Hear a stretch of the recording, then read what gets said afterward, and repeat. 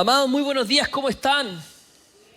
Qué alegría verles, qué alegría estar acá compartiendo con ustedes un domingo más. Estamos de vuelta, recargados, llenos del fuego del Espíritu Santo, ¿amén?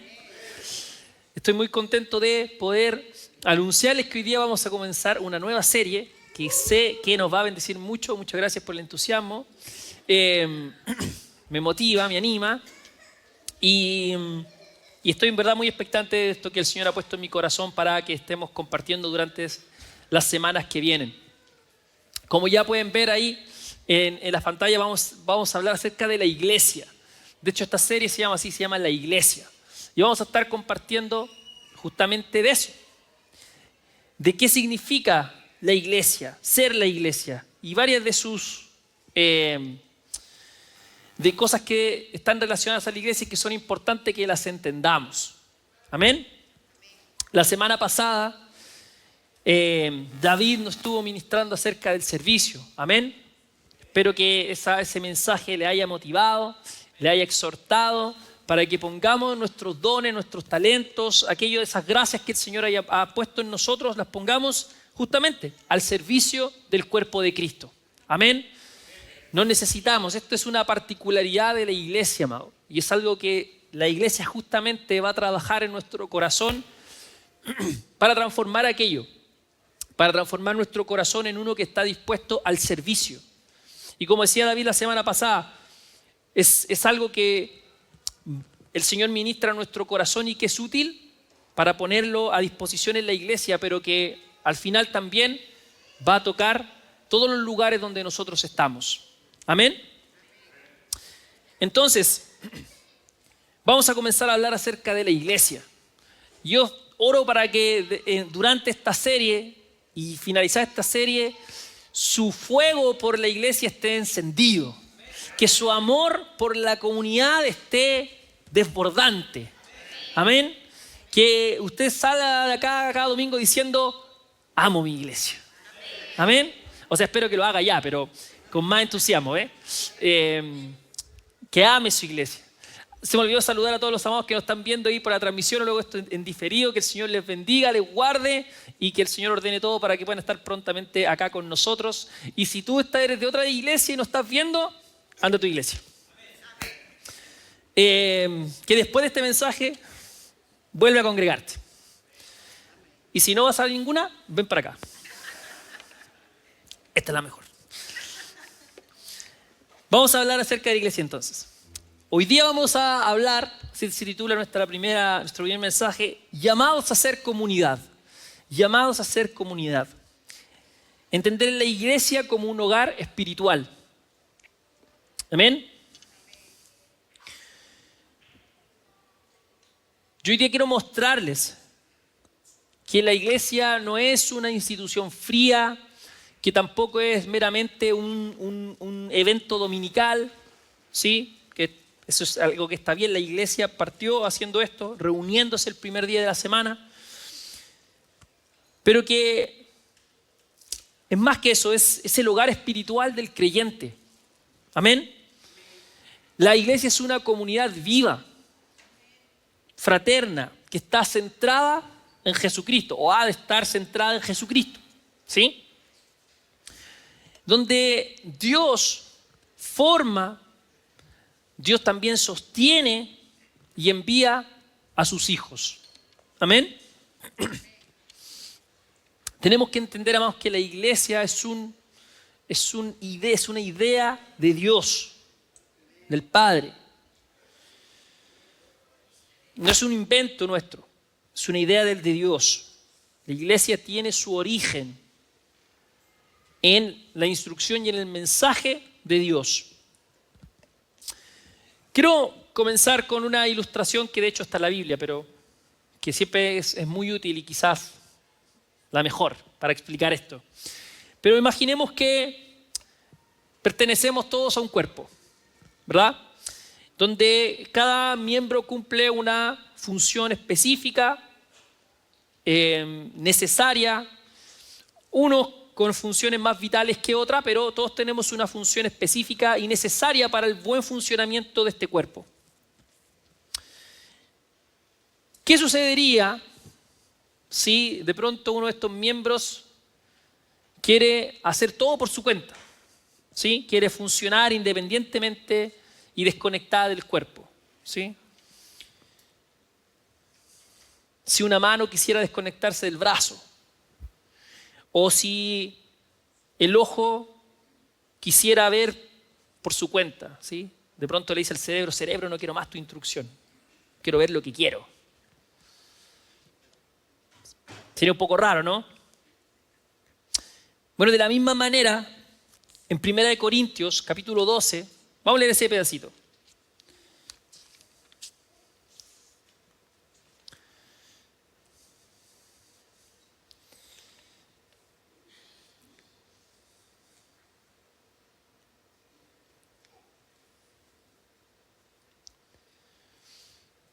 Vamos a leer desde el 14. Mira lo que dice. Además, el cuerpo no es un solo miembro, sino muchos. Si dijera el pie, ¿por qué no soy mano? Perdón, porque no soy mano, no soy del cuerpo. ¿Por eso no será del cuerpo? Y si dijera la oreja, porque no soy ojo, no soy del cuerpo. ¿Por eso no será del cuerpo? Si todo el cuerpo fuese ojo, ¿dónde estaría el oído? Si todo fuese oído, ¿dónde estaría el olfato? Mas ahora Dios ha colocado los miembros, cada uno de ellos, en el cuerpo como Él quiso. Porque si todos fueran un solo miembro, ¿dónde estaría el cuerpo? Pero ahora son muchos los miembros, pero el cuerpo es uno solo. ¿Amén? Bueno, y después sigue hablando al respecto. Pero mira lo que nos dice acá. Somos un solo cuerpo. Pablo, cuando está hablando de esto, se está refiriendo acerca de la iglesia. ¿Sí? Y no solo lo va a decir acá, también esto lo va a expresar en otras cartas. Pero la iglesia es justamente lo que entendemos como el cuerpo de Cristo. De ahí que esta analogía es tan buena. Qué sabio, ¿verdad, Pablo? Somos un solo cuerpo.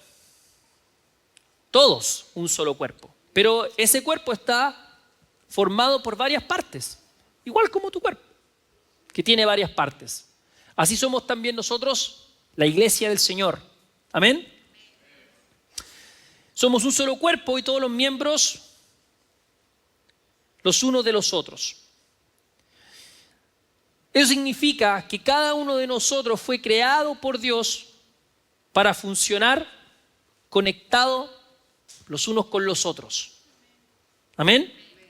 En conexión con los demás.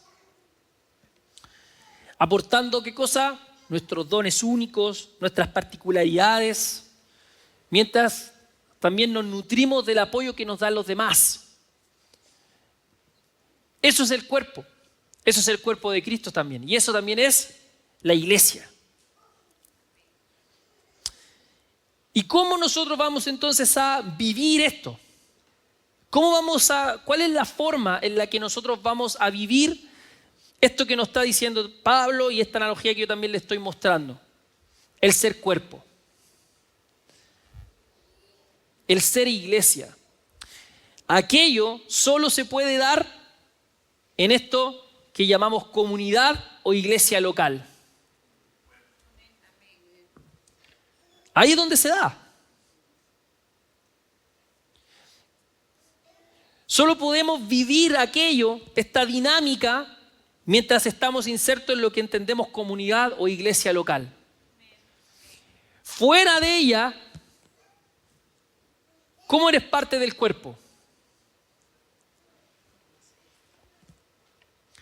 ¿Cómo generas esa dinámica? ¿Cómo generas esa conexión fuera de lo comunitario? No se puede, es imposible. No se puede. De ahí que la iglesia tiene una característica fundamental que es la comunidad, o lo que entendemos hoy día como la iglesia local.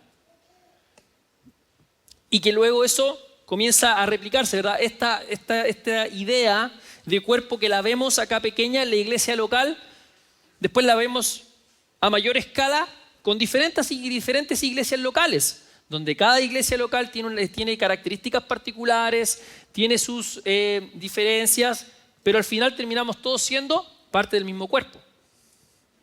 ¿Amén? Por lo tanto, es importante que entendamos que tenemos que ser parte de la comunidad, que tenemos que ser parte de la iglesia. Y que la única forma de vivir el ser iglesia es estando inserto en la comunidad.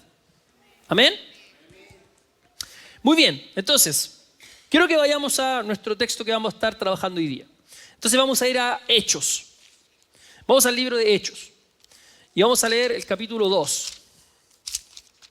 Hechos capítulo 2.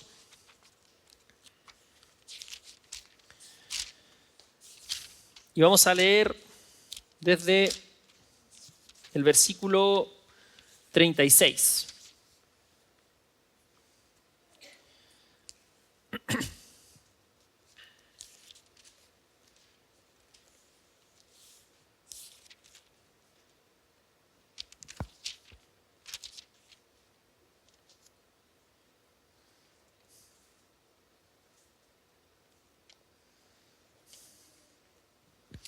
Dice, Hechos 2:36. Sepa pues ciertísimamente toda la casa de Israel que este Jesús a quien vosotros crucificasteis, Dios le ha hecho Señor y Cristo. Al oír esto, se compungieron de corazón y dijeron a Pedro y a los otros apóstoles: varones hermanos, ¿qué haremos? Pedro les dijo: arrepentíos y bautícese cada uno de vosotros en el nombre de Jesucristo para perdón de los pecados y recibiréis el don del Espíritu Santo.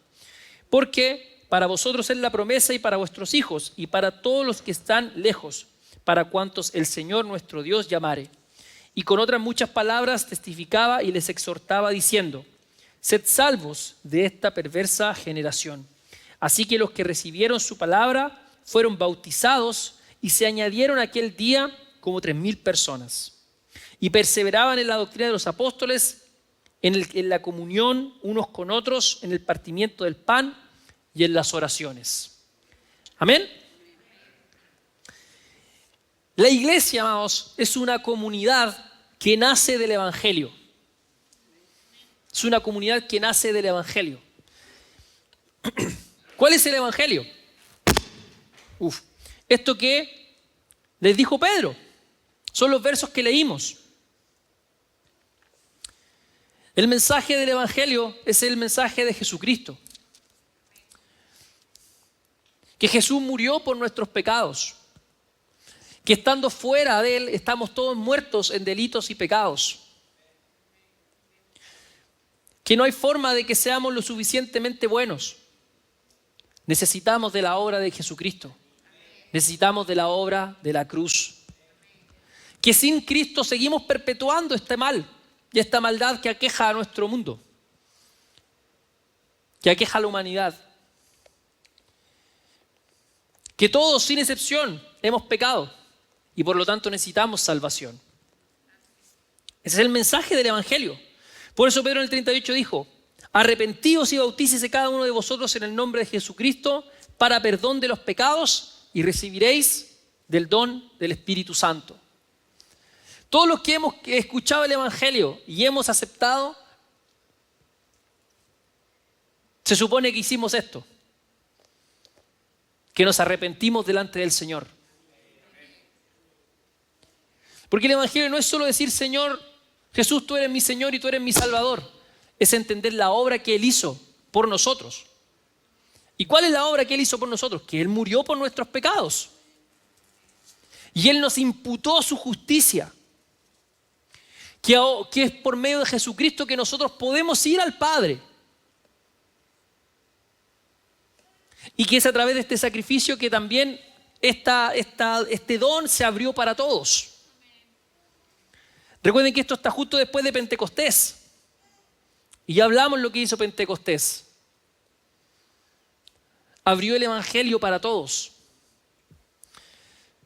Entonces, la iglesia nace cuando el Evangelio es predicado con claridad y es recibido con fe genuina de aquellos que están recibiendo el mensaje y que toman el mensaje y genuinamente se arrepienten delante de Dios.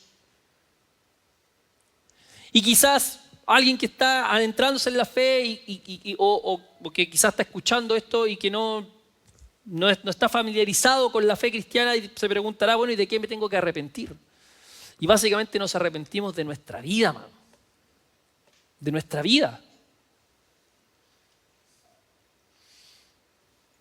Porque ninguno de nosotros, sin excepción, está exento de haber hecho alguna vez el mal.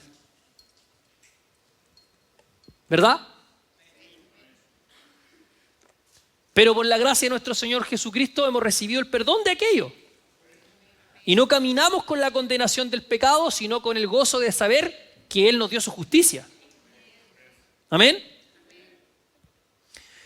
Entonces, entendemos que el Evangelio, cuando nosotros nos arrepentimos genuinamente y le entregamos nuestra vida al Señor, Él comienza una obra de transformación en nosotros y nuestro corazón es transformado. Amén. Y nuestra vida cambia a una nueva realidad espiritual. Nuestros cuerpos, aunque nuestros semblantes también cambian cuando viene el Señor, pero aunque nuestros cuerpos siguen siendo los mismos, nuestro ser interior, nuestro espíritu es transformado porque es vivificado. De ahí que Pablo va a expresar a los corintios y les va a decir que somos una nueva criatura, una nueva creación. Y las cosas viejas pasaron y aquí todas son hechas nuevas. Amén. La iglesia entonces, según lo que leímos, no es una comunidad basada en intereses personales ni intereses pasajeros. Tampoco está basada en ideologías temporales o en afinidades superficiales, sino que está fundamentada profundamente en una experiencia compartida de gracia divina. ¿Cuál gracia? La gracia que nos extiende el Señor. Y esta gracia trasciende diferencias sociales, culturales y económicas. Esta es una característica y una particularidad de la iglesia como comunidad. Hay una sola cosa que nos es necesaria para pertenecer a esta comunidad, es la fe. Es la fe en Cristo.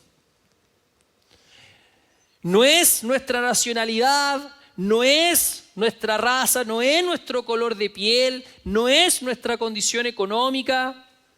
Lo que nos une es la fe.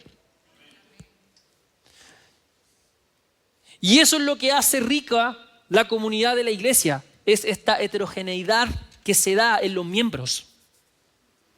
Porque esta gracia ha sido dispensada libremente, trascendiendo todas esas cosas. Entonces nosotros, al recibir el Evangelio, entendemos que lo que llamamos conversión o lo que llamamos venir a la fe, no solo nos reconcilia individualmente con Dios, que es cierto, sino que nos integra orgánicamente a un pueblo santo.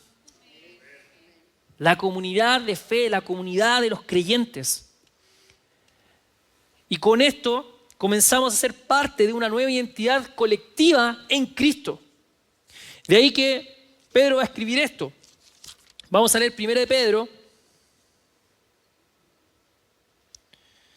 capítulo 2, versos 9 y 10.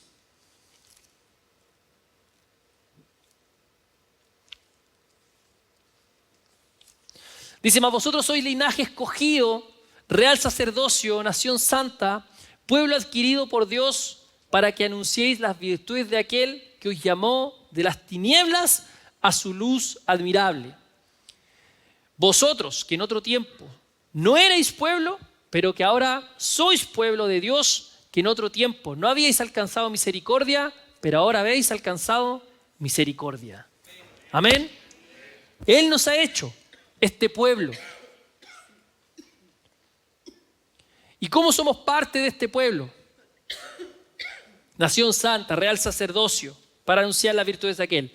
Es la fe en Jesucristo. La fe en Jesucristo. Miren lo que nos hizo. Linaje escogido, real sacerdocio, nación santa, pueblo adquirido por Dios. ¿Ves? Y esto obviamente lo tenemos que entender como algo comunitario. Porque todas las cosas a las que apunta él son cosas que nos hablan de esta pluralidad. Nación santa, pueblo adquirido. Entonces pueblo no es uno solo. Y nación tampoco es uno solo. Es la comunión. Es la comunión de los santos. Amén. Entonces todos nosotros que hemos recibido a Cristo, ¿sí? Los que le hemos entregado nuestra vida al Señor, nos hemos arrepentido, lo hemos hecho Señor y Salvador de nuestras vidas. Somos un creyente. Nosotros no estamos para estar aislados o por nuestra cuenta, sino para ser parte de una familia espiritual que nos va a acompañar y que nos va a acoger en nuestro caminar. Amén. Entonces, como ya lo hemos dicho en otras oportunidades, pero nunca está de más decirlo, ser parte de la iglesia no es solamente venir a un lugar físico. Venimos a ser parte de un pueblo redimido. Y que ha sido redimido por la sangre del Cordero. Amén. Vamos a leer ahí mismo en Hechos 2, el verso 42. Dice, y perseveraban en la doctrina de los apóstoles, en la comunión unos con otros, en el partimiento del pan y en las oraciones.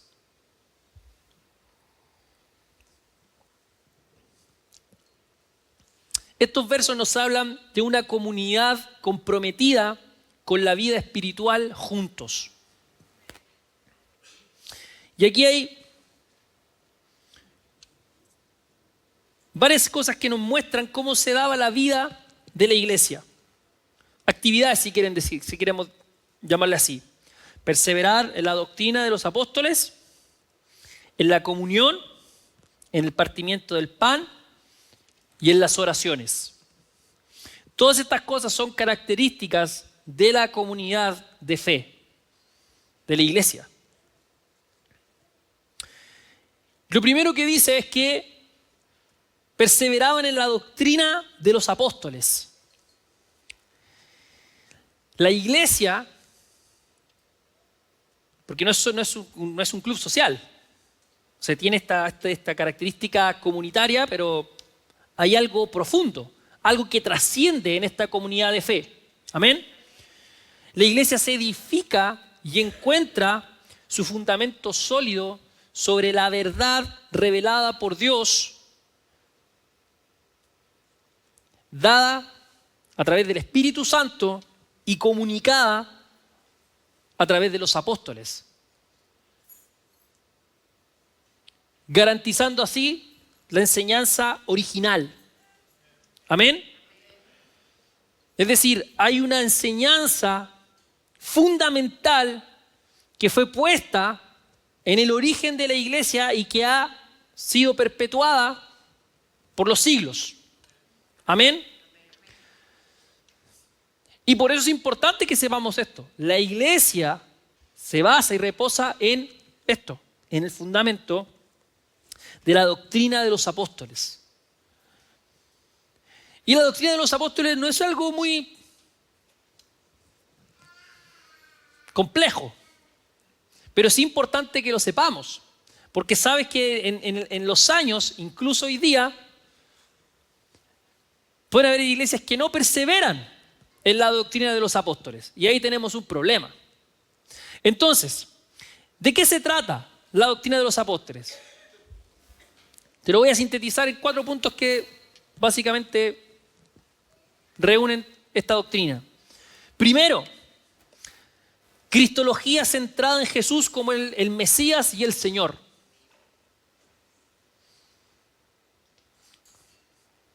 Es decir, el mensaje de Cristo nos habla acerca de Jesús como el Mesías y como el Señor. Entre los versículos 25 y 36 de ahí mismo Hechos 2, Pedro en su mensaje dice que Jesús es el cumplimiento de las profecías mesiánicas.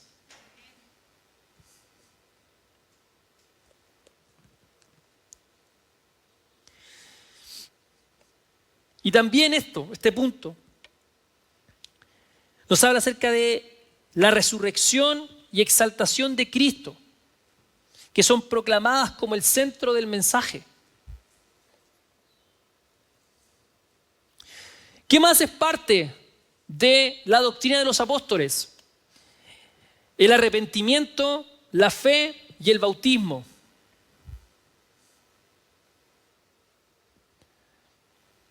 Amados, el mensaje del Evangelio tiene que venir siempre con un llamado al arrepentimiento.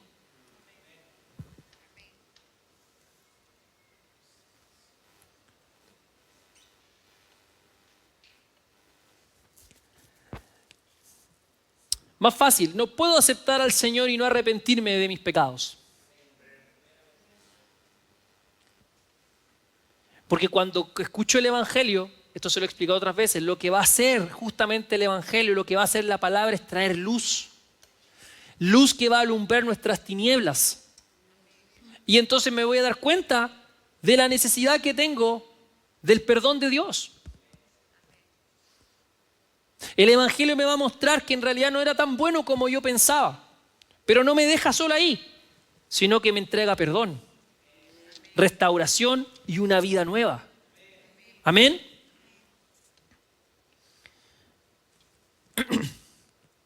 Entonces, el llamado a arrepentirse y ser bautizados, de hecho cuando nos bautizamos eso es parte de lo que hacemos. ¿Sí? De eso se trata el bautismo. Cuando tú te bautizas, lo que estás haciendo ahí es reconocer en el bautismo, en la inmersión y el volver, tal como dice la palabra, es ser parte, es unirte espiritualmente en la muerte de Cristo y ascender en una vida de resurrección. Amén. Por eso todos los que creían comenzaban a ser bautizados. Nosotros, por ejemplo, acá tenemos un problema logístico. No tengo agua donde sumergirlo. Pero en realidad los bautismos no deberían ser un evento, sino algo que se da frecuentemente. ¿Dónde está Pedro? ¿Dónde está Pedro? ¿Cómo podemos hacer una piscina, Peter, aquí? Tarea para la casa, Peter.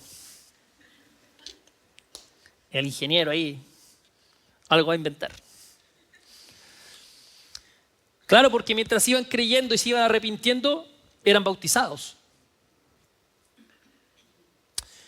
¿Qué otra cosa? La interpretación, voy a usar esta palabra de nuevo, cristológica del Antiguo Testamento. Los apóstoles enseñaban cómo las escrituras apuntaban a Cristo. Mira, y esto es muy importante, escucha, porque anda mucha cosa dando vuelta. Cuando tú lees, para nosotros hoy día, el Antiguo Testamento, tienes que entender que todas estas cosas apuntan a Cristo. ¿Sí? Por lo tanto, yo no puedo tomar un verso aquí de Nehemías, leerlo, inventarme una cosa. No, porque esto está apuntando hacia Jesucristo.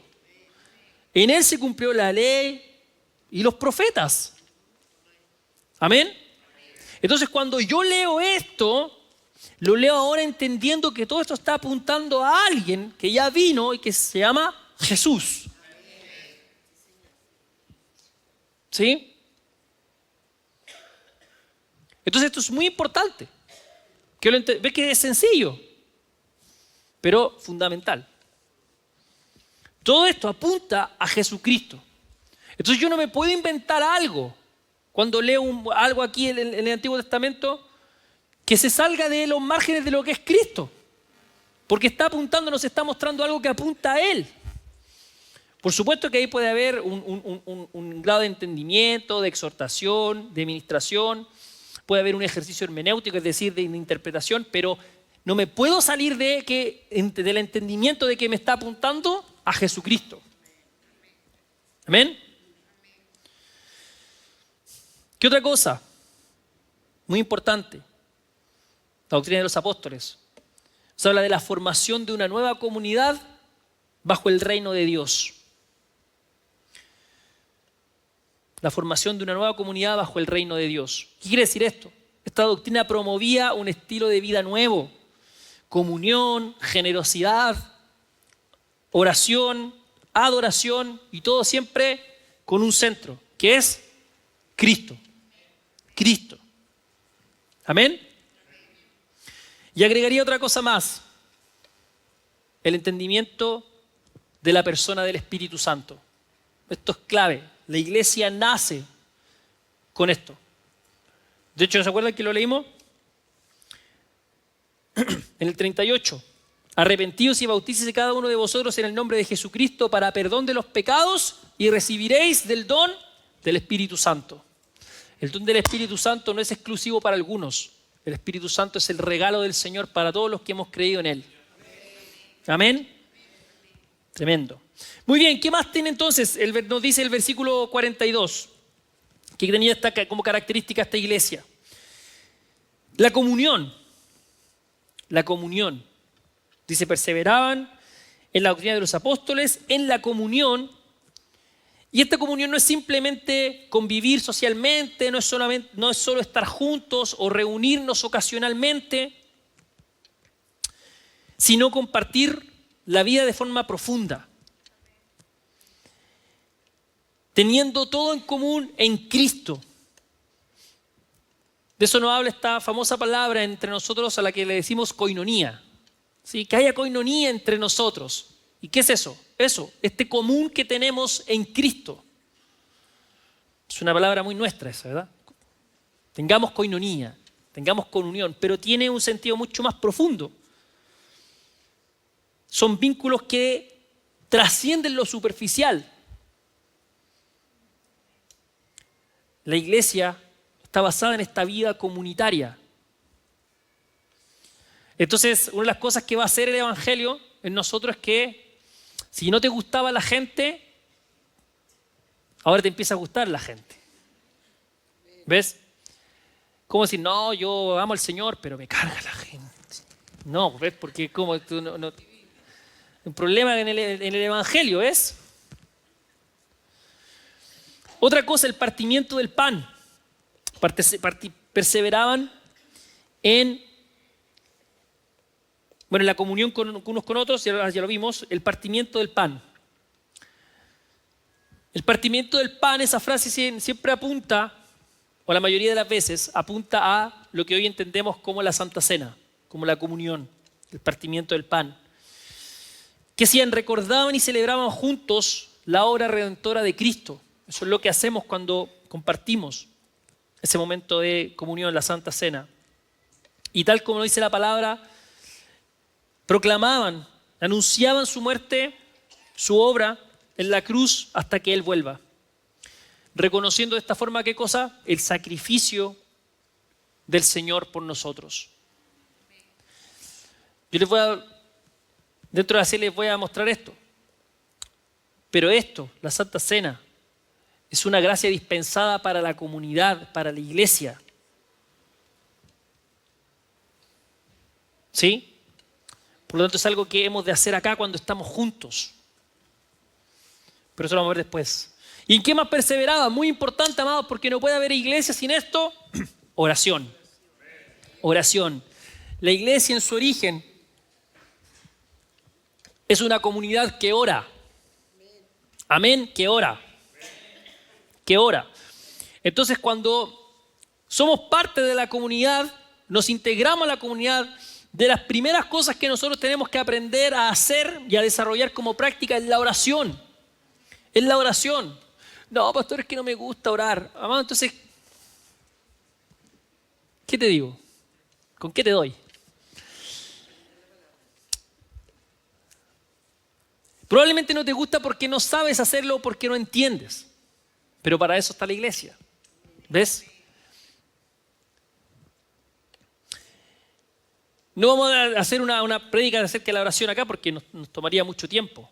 Pero vamos, la oración es una de las prácticas que nos permiten conocer a Dios y dos, que nutre nuestra vida espiritual.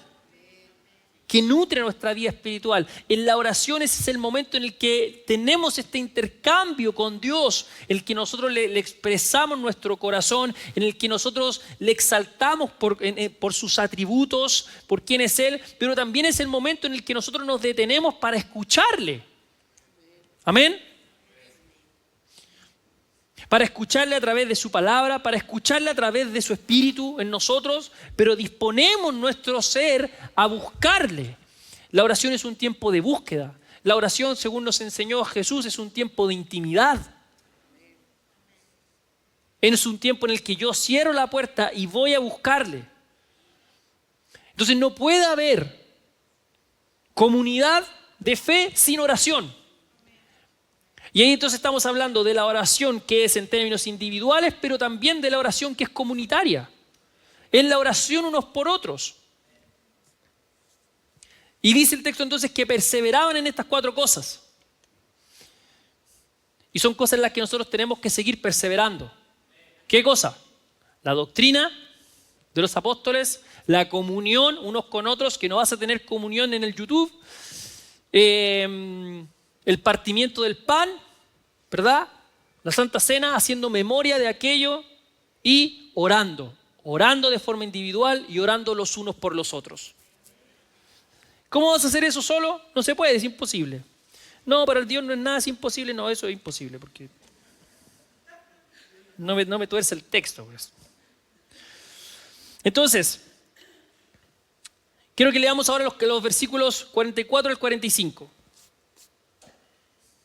Dice, todos los que habían creído estaban juntos y tenían en común todas las cosas, sí. Y vendían sus propiedades y bienes y lo repartían todos según la necesidad de cada uno. Vamos a parar ahí. Mira lo que dice acá.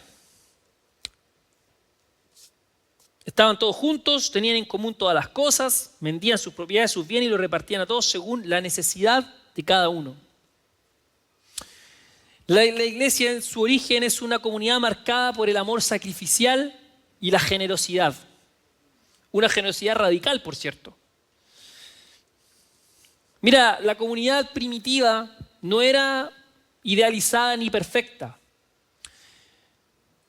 Existía necesidad real, la gente tenía necesidades, tenía carencias, pero también abundaba este ánimo y este deseo genuino de dar, de ayudar, de suplir las necesidades mutuas sin reservas. Está este ánimo, este corazón.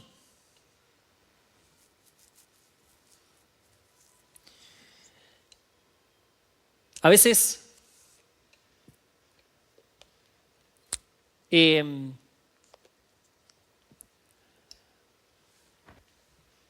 la gente que tiene un corazón duro para dar y empieza a buscar excusas bíblicas para no dar, dice, no, es que la Biblia o el Nuevo Testamento no hablan de que no hay que diezmar ni que hay que ofrendar. No dice. Mira, y si somos fieles al texto, mira lo que dice. Y vendían sus propiedades y sus bienes y los repartían todos según la necesidad de cada uno. Entonces, si queremos ser estrictamente bíblicos, ¿qué hacemos? ¿Ves? Evidentemente, estamos en otro tiempo, en otra temporada. ¿Verdad? Sería un anacronismo querer traer la realidad del primer siglo a la nuestra. Pero ¿qué es lo que podemos ver aquí con toda claridad? La disposición del corazón. La disposición del corazón. Mira, todos los que habían creído estaban juntos y tenían en común todas las cosas. Es decir, la comunidad de fe se ayudaba entre ellos. Y acordaron esto. Vendían todas las cosas y las repartían a cada uno según su necesidad. ¿Y qué nos muestra esto? Que el amor cristiano, el amor que viene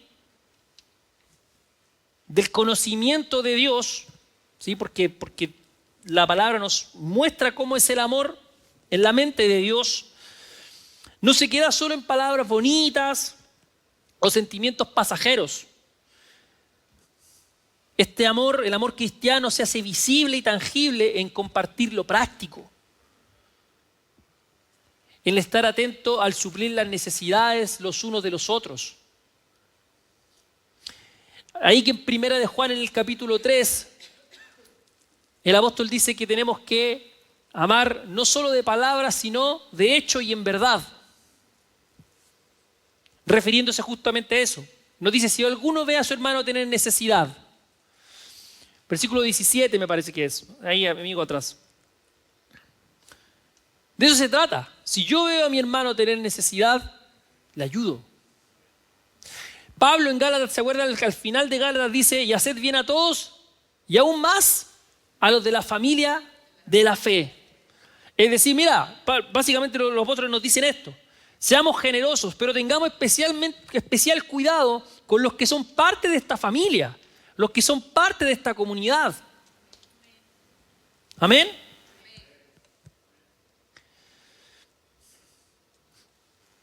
¿Y cómo es que sucede esto? No es solo porque, hoy mira este club, no llegaba la gente, mira este club de gente acá, se reparten todo, vamos, para que nos llegue alguna cosita ahí. ¿Sí? No funcionaba así, ¿ves? Es que el evangelio, cuando es recibido verdaderamente, transforma radicalmente nuestro corazón. El evangelio transforma la forma en que nosotros percibimos y utilizamos nuestros recursos.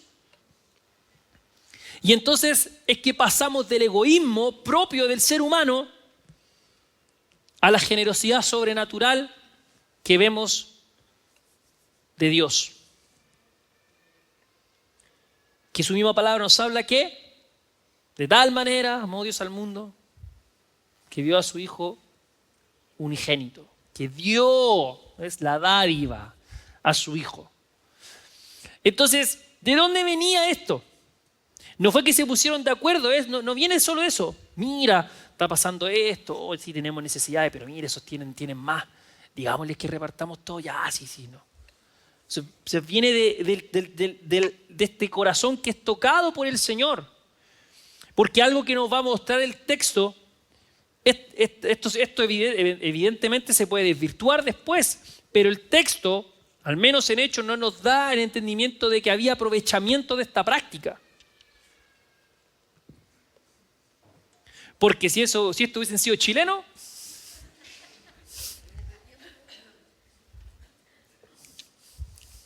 Lucas hubiese escrito otra cosa. Pero como no fue acá, aprendemos del texto, ¿verdad? El Señor toca nuestro corazón y nos cambia. Mira, yo por eso se lo digo y se lo menciono a veces en esta capsulita que hacemos cuando ministramos la ofrenda. La generosidad no es una característica propia nuestra. No es. Como humanidad. Menos hoy, en este tiempo, en esta generación, donde hay una exaltación al individualismo. Esto es contracorriente total. Intentar hacer esto hoy día es impensado. Impensado. Pero ¿de dónde viene esto? De la transformación que hace el Evangelio en nuestro corazón. Vamos, porque la palabra de Dios no son meras palabras. El Evangelio tiene esta característica. Vamos, escucha. El Evangelio transforma. Yo cuando comienzo a escuchar el Evangelio, cuando comienzo a escuchar la palabra de Dios, he de esperar que mi vida comience a sufrir una transformación. Que yo comience a ver las cosas, que empiece a tener un entendimiento de las cosas distinto. ¿Por qué? Porque es la palabra la que está obrando en nosotros. Así nace esta comunidad. Esta práctica que ellos estaban llevando a cabo, estas 4 cosas, no eran común tampoco en su tiempo. No eran común del primer siglo tampoco. Esto que empezó a revolucionar la forma de convivir. Y es justamente esto es lo que ha hecho a la iglesia mantenerse a perpetuidad. Amén. Entonces, el último punto. Vamos a leer los versos 46 al 47. Mire que en poquitos versículos cuánto hemos visto. Para cerrar esta sección de Hechos 2. Dice, Y perseverando unánimes cada día en el templo y partiendo el pan en las casas, comían juntos con alegría y sencillez de corazón, alabando a Dios y teniendo favor con todo el pueblo. Y el Señor añadía a la iglesia a los que habían de ser salvos. Y aquí Reina Valera se equivoca porque en realidad lo que debería decir el texto ahí, de hecho, si puedes poner la NTV, amigo. No es que yo diga, oye, se equivocó Reina Valera, sino que se sabe. Porque esto es lo que debería decir, mira. Y cada día el Señor agregaba a esa comunidad cristiana los que iban siendo salvos. ¿Ves que la diferencia es importante? El Señor no añade a la iglesia a los que habían. Es como que el Señor añade a los que se iban a convertir. No, el Señor añade a los que iban siendo salvos. Yo te voy a explicar la diferencia y cómo funciona esto, para que lo entiendas bien. La Biblia de las Américas también lo expresa así, la Biblia textual también lo expresa así. Es un matiz, pero muy importante.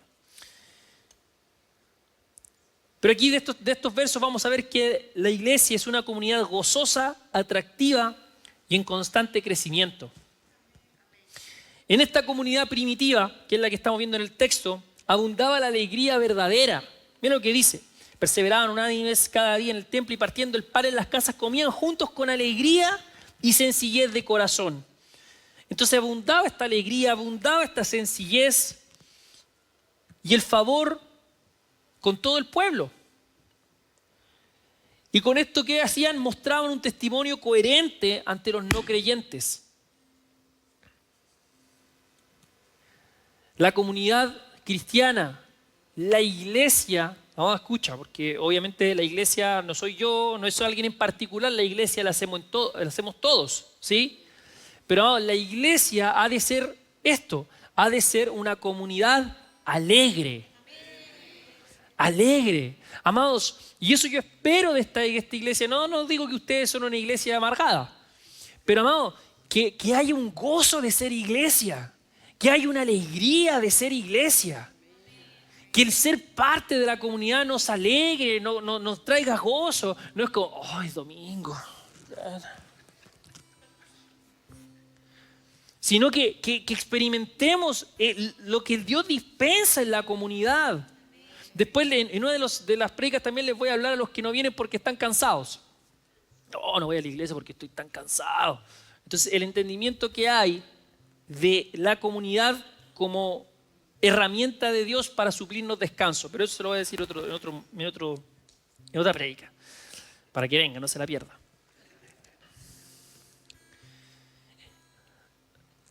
La iglesia también es un lugar donde tenemos que encontrar sencillez,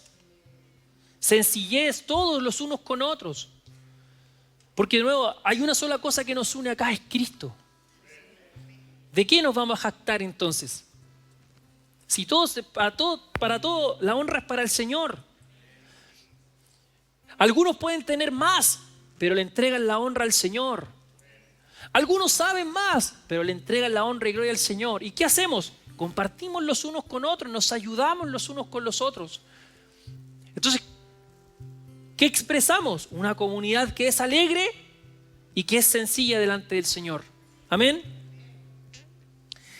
Mira, dice que, como les puse, la iglesia, que el Señor añadía a la iglesia a los que iban siendo salvos. Y esto nos muestra que la iglesia crecía numéricamente, y esto es muy importante, no por estrategia humana sofisticada, ni porque tenían un super plan de marketing. Y nada en contra de eso, pueden ser cosas que hoy día podemos utilizar, pero la iglesia no crecía así, sino que el Señor mismo, dice el texto, añadía diariamente a los que iban siendo salvos. Pero mira, aquí está el tema. ¿Por qué es importante entender esto? Que el Señor no añadía a los que habían de ser salvos. Porque eso es lo que, si nosotros entendemos el texto así, deberíamos entender que el Señor va a ir trayendo a los que se van a convertir, ¿cierto? A los que habían de ser salvos. Pero no dice eso. De hecho, si tú lees el texto griego también dice esto, a los que iban siendo salvos. Porque para que el Señor añada a la iglesia a los que iban siendo salvos, eso significa que antes había algo. ¿Qué es lo que era? Evangelismo. Porque si nosotros entendemos el texto como que el Señor va a añadir a la iglesia a los que han de ser salvos, entonces no evangelicemos. Si el Señor los va a traer solo acá, y acá les vamos a predicar, y acá les vamos a hablar, no. Iban siendo salvos porque ellos hacían los esfuerzos evangelísticos. Y de esos esfuerzos evangelísticos, el Señor traía entonces a la iglesia a los que iban siendo salvos.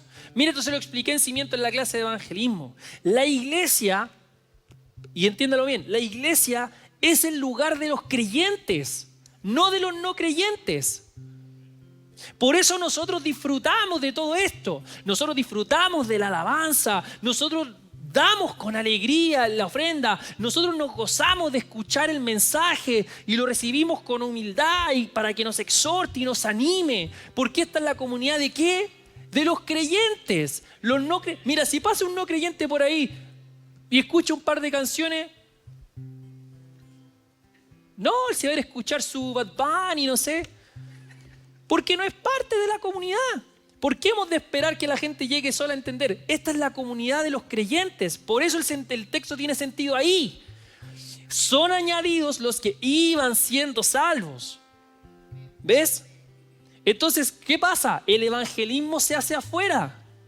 Y luego de que son evangelizados, el Señor los trae a la iglesia. El evangelismo no se hace acá. No se hace acá. El evangelismo se hace afuera.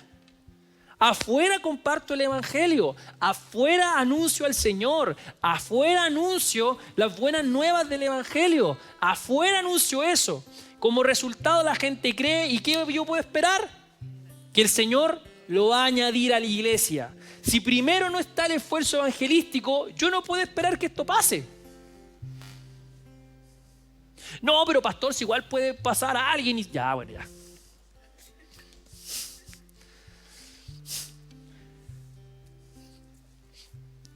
Que las cosas son como el Señor las dice, amado. Aquí no tengo margen de inventar, ¿ves? El Señor va a respaldar nuestros esfuerzos evangelísticos que hacemos afuera. Y esto que es algo que para quien nos hable a nosotros, amados, si nosotros queremos ver esta iglesia crecer, si nosotros queremos ver estas sillas ser ocupadas, tenemos que perseverar en anunciar a Jesucristo. Para que cuando nosotros compartamos el evangelio, nosotros podamos esperar que va a pasar esto, que el Señor va a agregar a esta comunidad cristiana a los que van siendo salvos. Amén. Me boxearon. O alguien boxearon, no sé. La palabra ahí. Amén. Pero ¿qué podemos saber? Que si somos una comunidad que vive auténticamente estos principios, entonces vamos a ser una iglesia que atrae naturalmente a quienes buscan la verdad. Este sentido de consuelo, un hogar espiritual. Mira, la gente necesita a Cristo, pero también necesita a la iglesia. La iglesia es un regalo del Señor, amados. O sea, la gente necesita el evangelio, necesita conocer a Cristo. Pero por eso el Señor hace esto, añade a la gente a la iglesia, porque la gente necesita de la comunidad. Amén. Porque esta se termina transformando en una familia de fe. Que no es lo mismo que tu familia de sangre, pero una familia al fin y al cabo. Amén. Entonces, les voy a pedir a mis amados que nos van a ayudar con la Santa Cena, que puedan ponerla acá mientras la traen.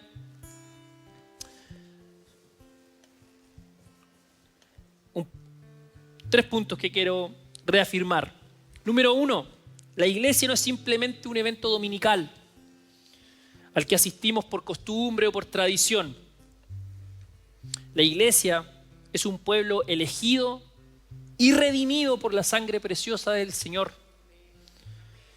Que estamos unidos por lazos espirituales que trascienden cualquier diferencia cultural o social. Amén.